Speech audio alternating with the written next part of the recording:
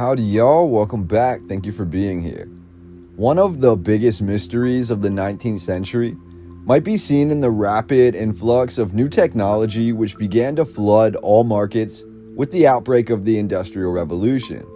Many of these early technologies transformed entire communities, and through these inventions, we can see the modernization of society really begin to take shape. Oddly, or maybe fittingly, these advancements seem to walk hand in hand with the proper documentation of said achievements, as had never been seen before. Photographic evidence made even the most remote settings and most elusive new technology seem accessible, and yet it also becomes very interesting to note the widespread use of the camera seems to be dotted across our world map, rather than a general spreading of the technology as you might expect. In some instances, we have immaculate, almost haunting photographs from the 1850s and the 1860s that transport us to a different time. And in other instances, we lack any sort of proper photographic evidence for certain creations, both architecture but also technology, which you would think should have been photographed. When it comes to financial gurus of old world America, especially those in a pre-1900 industrial age, we can often find complicated and at times outlandish stories about how the greatest achievements of those times had been founded. The most menacing of all these stories may be seen in the rapid influx of flying vessels which appear in American skies near the turn of the century. It's often been said that America sparked the UFO craze, not in the 1940s or 1950s, but rather 50 years earlier with the mysterious airship sightings of the 1890s. For me, the question becomes, where did the information, the ability to create these flying machines really come from? We think of the information highway of the internet, and it almost desensitizes us to how easy it is today to access valuable insights and information at a moment's notice. Yet in the 19th century, we have a multitude of what appear to be crossover projects, simultaneous creations, in vastly separated kingdoms across the earth, yet all of them appear to be working with the same information and creating or founding machines with the same results. The airship in America is no different, as in, this narrative appears to point fingers in every direction, but never truly lays the groundwork for a coherent timeline. What's furthermore, if we're talking ancient technology, mystery technology, and history that appears to have been tucked under the rug, then look no further than the narrative of Solomon Andrews. Solomon Andrews was born in February of 1806 in New York State. By 21 years old, Solomon had graduated from Rutgers University with a degree in medicine. This is when things get a bit strange. The narrative sort of stops at that point. From 1827 through 1849, we're told Solomon practiced medicine and got married. Then, seemingly out of nowhere, Solomon runs for the mayor of Perth Amboy, New Jersey, and wins. That's basically the entirety of his narrative. He ran and won 2 more times as mayor in 1853 and 1855. Yet, somewhere along the lines, this medical doctor created one of the most mysterious flying vessels of all time, which he began demonstrating in 1863 at the height of the Civil War.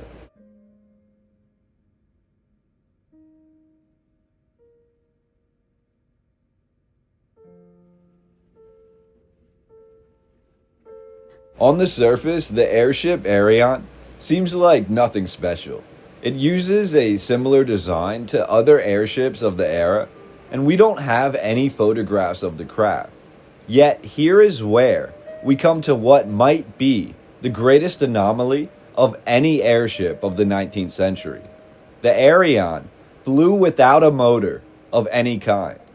According to the narrative, the Arion and the second airship created by Solomon, known as the Arion II, both flew without any motor of any kind.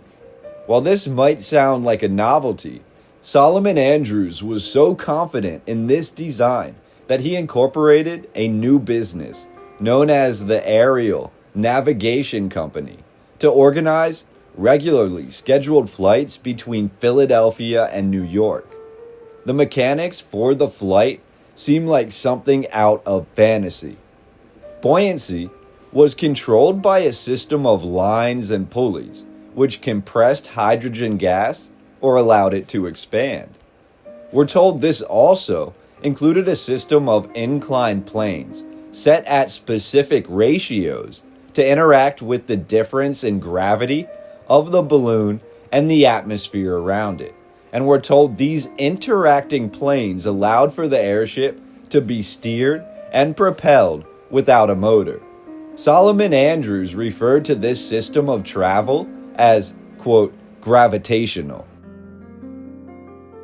Extrapolating on this further, the craft was said to never be perfectly buoyant, but rather always in a state of compression or expansion, as determined by the operator of the craft, which caused motion and propulsion without any actual motor.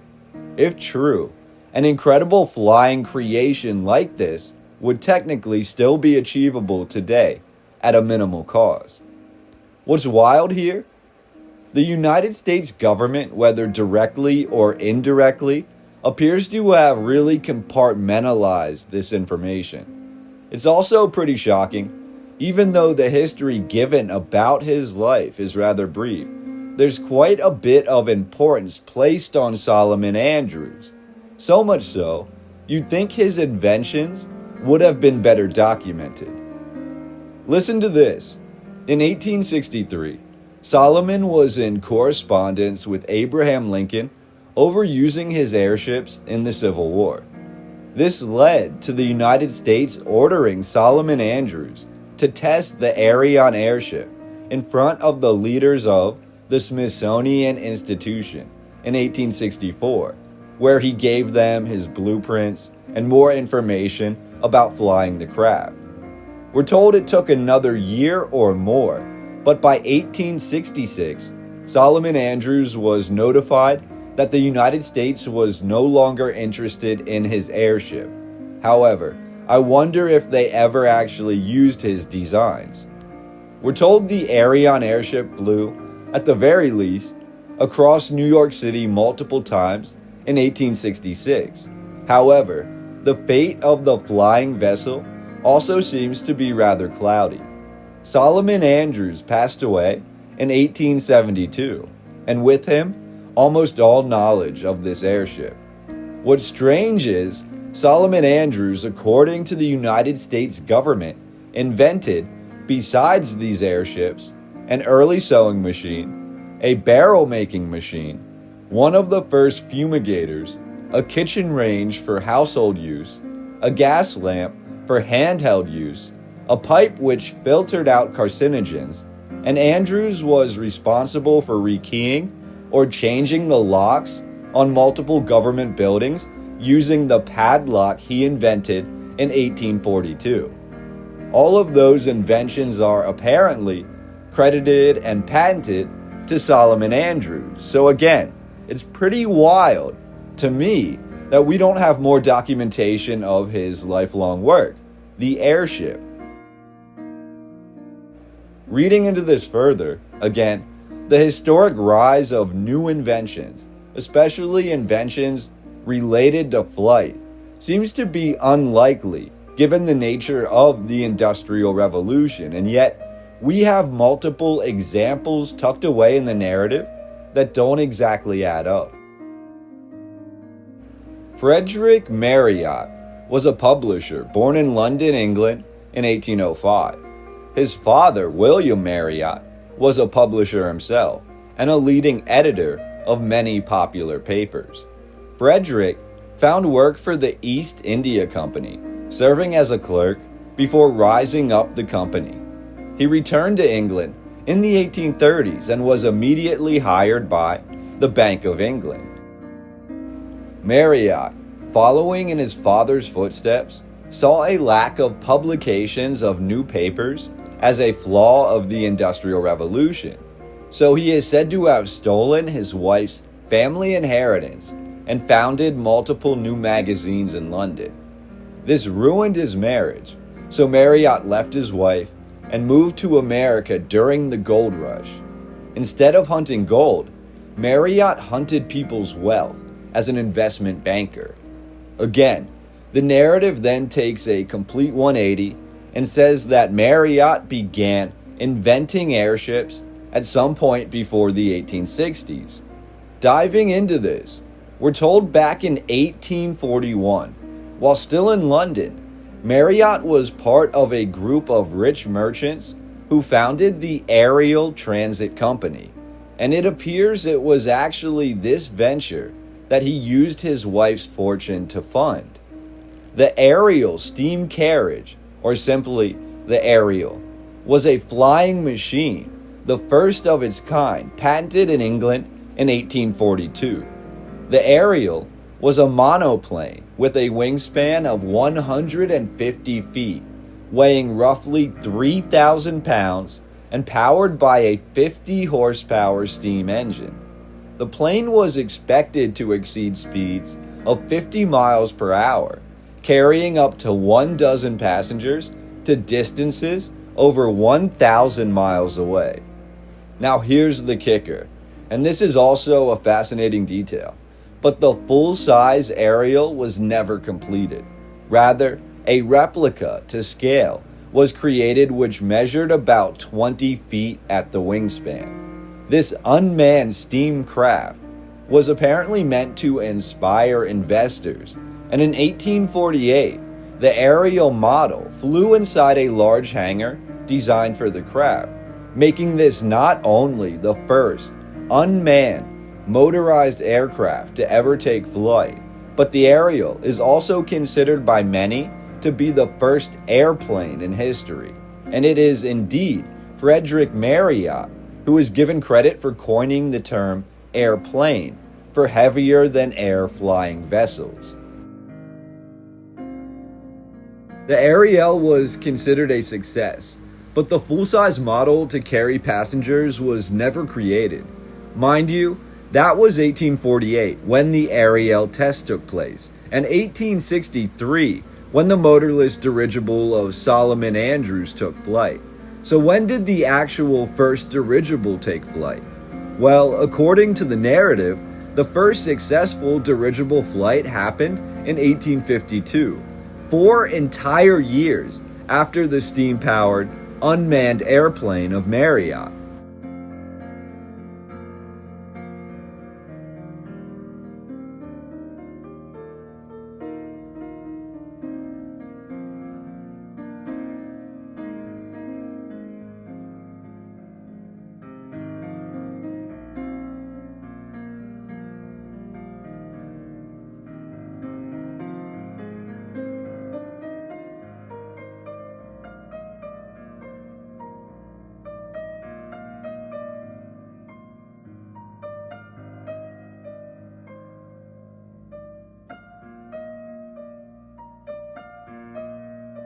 What's even stranger here is, we're told before the first dirigible could rise to the skies, the inventor had to create the first steam injector to make utilizing steam power in the air possible. If that's really the case, how did the earlier, unmanned, steam-powered Ariel fly? We're told in 1852, Frenchman Henri Giffard invented the steam injector, which he used to power his Giffard airship. The Giffard airship was a dirigible and is considered the first passenger-carrying airship ever created. The airship weighed over 400 pounds, while the engine was a 3-horsepower steam engine which drove the propeller for the craft. Again, if we're taking into consideration that the current narrative tells us that all of these ideas, these inventions, they basically sparked the ingenuity of one another And that's how they all came to life around the same time. If we really believe that, the question then becomes, how did this information travel the Earth to end up in the hands of these particular individuals? The timeline doesn't exactly add up. Jafar made his first flight in 1852, but wasn't granted a patent for his dirigible or the steam injector until 1858, meaning at the earliest this invention could have reached the rest of the world is 1858. Furthermore, there's always multiple facets within these narratives that beg a further question. With Jafar, we're told he passed away by his own hand in 1882 because his eyesight was failing. His entire estate, inventions, and blueprints all went to the government of France. What a coincidence. So, in conclusion, how did we have this earlier flying airplane prototype in 1848 powered by steam if the mechanism to do so did not exist yet or it wasn't patented yet? And how did we have the airship, the Ariane, not powered by anything, that was able to fly dozens of miles in any direction without the use of motors or propellers? Why was the Ariane said to be powered by a gravitational propulsion system, as described by the creator, Solomon Andrews?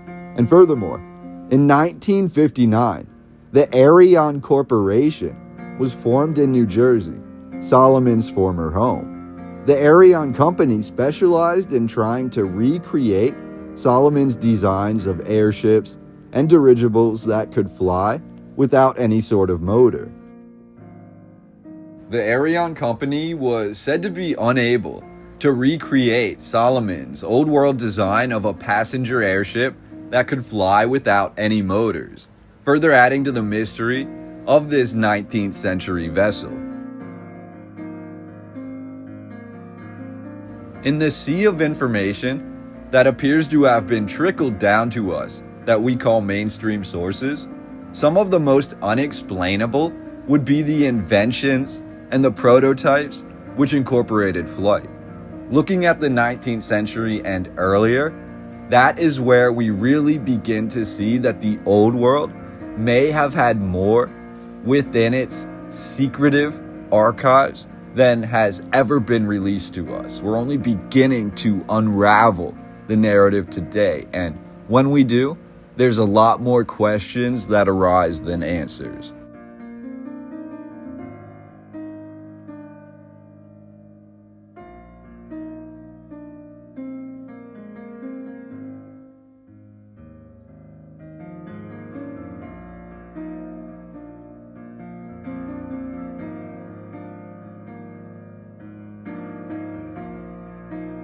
Before I chime out, I wanted to share this image with you. As I was looking for different photographs of airships, dirigibles, and even the earliest airplanes, I kept coming across this image right here. This is a political cartoon from the age of the airship, right around the time of the earliest airplane.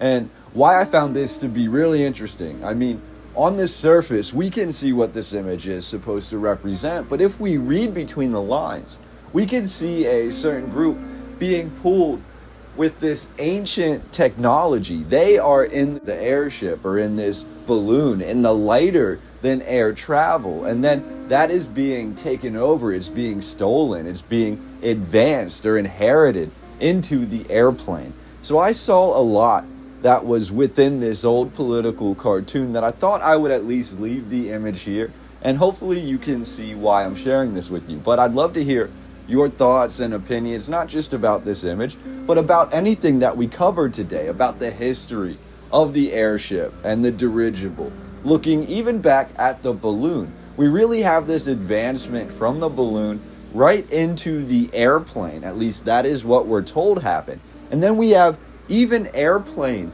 prototypes that were powered by steam that were actually flying in the 1840s. However, that technology seems to have hit a wall. And then we have lighter than air travel that took over before we again advanced back into heavier than air travel. It's all a very cyclical history. So I'd love to hear your thoughts, your opinions, and we will get into a deeper discussion on the next video.